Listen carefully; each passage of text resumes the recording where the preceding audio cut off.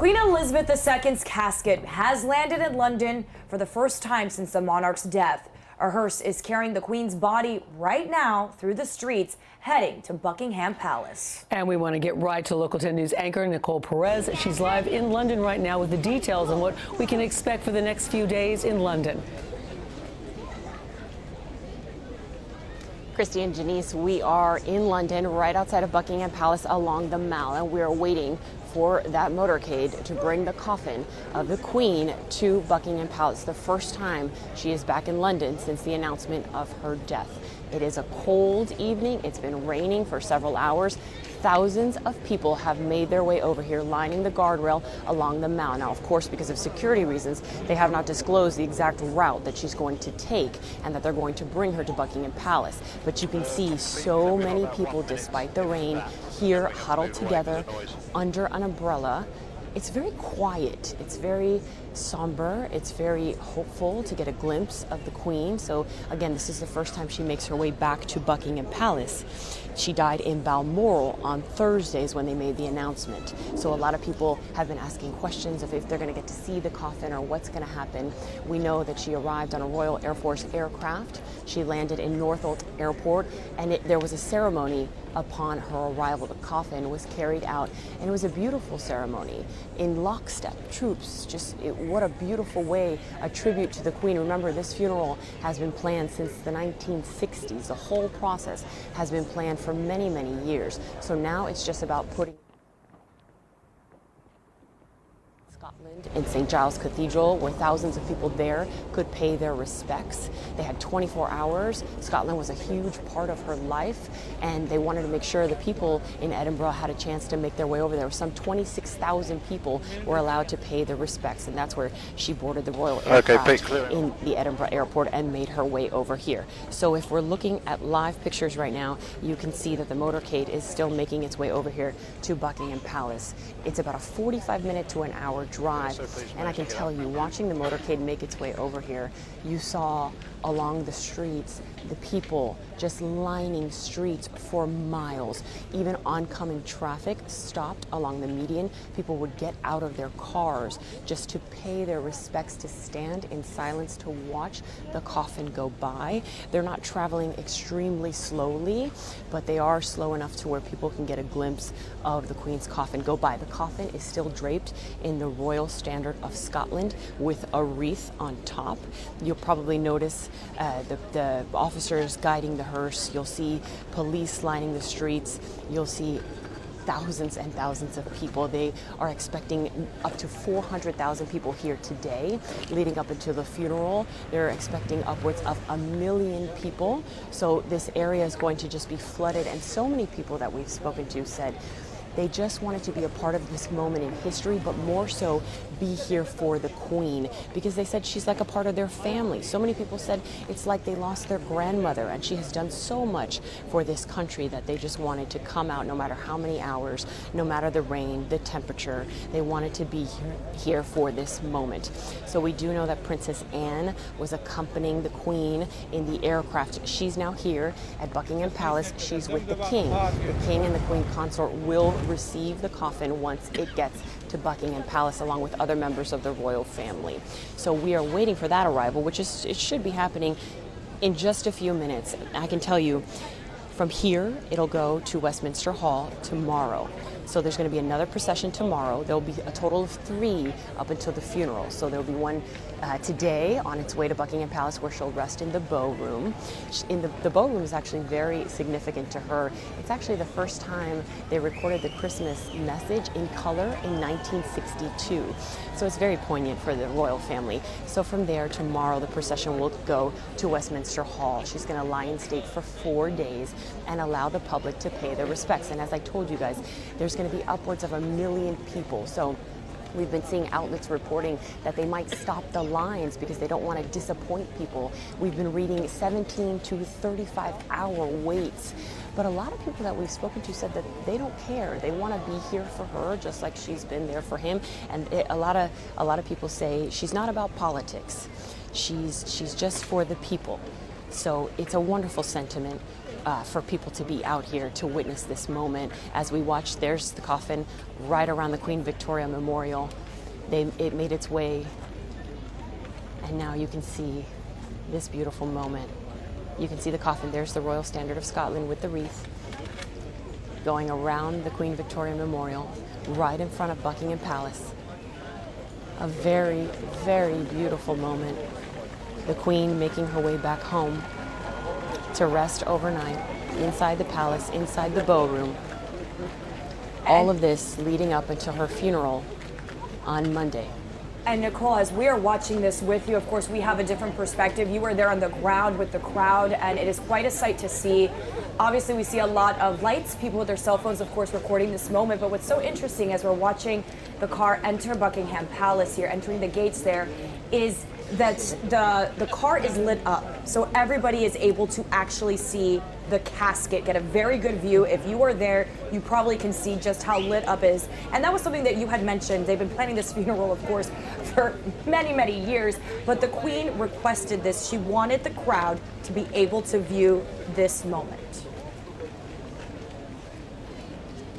Yes, she did. It was very important for this to happen because the people are so much a part of her reign. 70 years. So many people will have only seen this queen in their lifetime. Several generations we won't see another queen. So it was very important that this plan that was set up, it's codenamed Operation London Bridge. It was so important that the public got a chance to see her every step of the way. That's why when they announced her death in Balmoral, it took a couple of days before they brought her back to London because they wanted to make sure that in other parts of the UK, everyone had a chance to pay their respects to her. Even if it was just a moment, a lot of people were saying all they got was a couple of seconds to walk past the casket in Edinburgh, but that was all they needed because they wanted a moment to reflect, a moment of prayer. People from all walks of life, people with disabilities, they made special ramps and special, ways for them to get around. Like, she was such a champion for people with disabilities. It's just a testament to who she was as the queen from everyone that we have spoken to, from Americans, from people all over the world. They have all said that she was a champion for people and not sides. And that's why they wanted to make sure that everybody had a chance to see her coffin. Now, of course, they had to give it a time frame, the funeral on Monday, so they have to cap it out at a certain point because upwards of 1 million people, they can only last for so long letting people come to view the casket. But they were finding different ways to allow people to express themselves and tributes. And like I've been reporting since we've been here, there's flowers everywhere, there's cards, there's photos of her and drawings. Earlier today we saw a stamp on the bark of a tree. Everywhere you look in London, somebody has written a letter, somebody has left a memory that they have with her. Some people saying, I never even met her, but she was such an important part of my life. And now, of course, King Charles has very big shoes to fill, but he's had his whole life to follow in his mother's footsteps, to watch her lead this country, to watch what she's done and how she's been such an important part of people's lives. Okay, that's what I was wondering. Nicole, tell us a little bit about what is happening behind those closed doors. I know the king and his wife Camilla, the Queen consort, have met the casket, and she is going to be resting in the bow room, as you mentioned. But I believe there are also going to be some prayers given, and some family time there as well. Yes, so this is really the last night of family time where the king and his siblings will get to be with their mom. It's 4 children saying goodbye to their mom, and it's really the last time they'll get this private moment inside Buckingham Palace, which is the official residence of the monarch. So this is the queen going home to a place she lived for 70 years. So there will be prayer. There's been prayer from the day of the announcement of her death. There will be prayer services of Thanksgiving leading up until the funeral. But yes, this is the last night of just family time, just 24 children, probably exchanging stories, probably exchanging memories with now the new king with their mother. Her coffin will rest in the bow room, which is very significant too. She spent so much time in the bow room. It's also known for the window. So when you look out into the window, you can see the garden, the beautiful gardens that are just outside the window. She's hosted celebrities and dignitaries and just so many people in that room. So it is a special room to the queen. So they want her to rest there overnight. And then from there, then she gets taken to Westminster Hall so that the public can again pay their respects. But remember, this is the first time she's back in London because she was in Edinburgh, she was in Scotland for the days leading up until today. And tell us, Nicole, a little bit about what's happening behind you. Are people now that the casket has arrived and been taken into Buckingham Palace, are they pretty much clearing out and leaving? And then I know you said you're expecting in the coming days to have tens of thousands, upwards of 1 million people trying to get a glimpse of the casket and pay their respects. Christy, so we've been out here since early this morning, and I can tell you that we've seen many people line the gates since early this morning. And a lot of people actually stopped by us asking us, do you know which way they're going to bring the coffin? Because everybody lining up just to see it. And security kept this so tight because imagine it's the Queen's coffin that for security reasons for so many people here, they can't disclose every single detail. So nobody knew really which route the hearse was going to take. So a lot of people were here just to get a glimpse of it to see if they could. So we're along the Mall. It's a little over half a mile until you get to Buckingham Palace. And now a lot of people are just shuffling and making their way out because tomorrow during the procession, we do know that the hearse will take the coffin through the Mall. So this will be jam-packed once again. Upwards of 400,000 people here now. I can only imagine that will double tomorrow and the days leading up. We've also been hearing reports that people don't want to make their way over until Friday, Saturday. Earlier today, we spoke to people who were camping out. So there's about a group that we spoke to, you'll see a little bit later on in our stories, that they're staying here to see the procession tomorrow and they want to camp out until the funeral on Monday. So yeah, a lot of people now are just making their way out because tomorrow's another big day. That procession will start at 2 o'clock in the afternoon, so this will get full once again.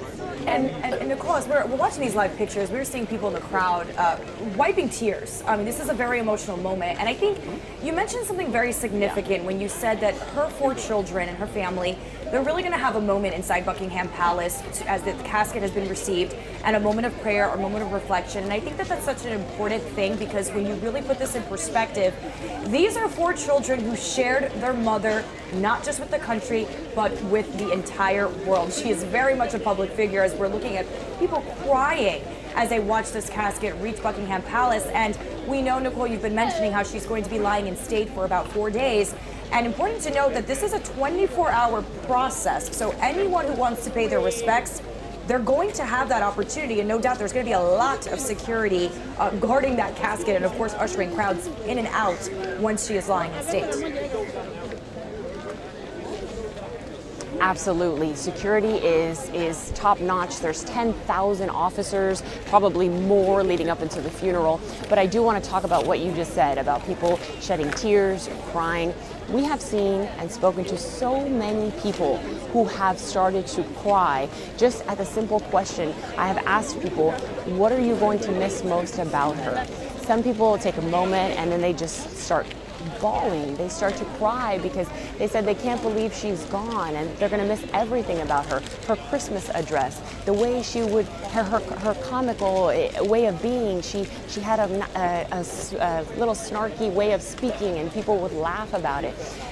In the Jubilee, if you guys remember, she did the skit with the Paddington Bear. People just said that she had a way of lightening up a room and she was funny, and just her presence, her not political, just her way of being. And a lot of people would say, we spoke to one gentleman, I'm just remembering all the stories of the people that I've spoken to, and it's hard because they're all so wonderful stories, such wonderful stories. And we spoke to a gentleman yesterday.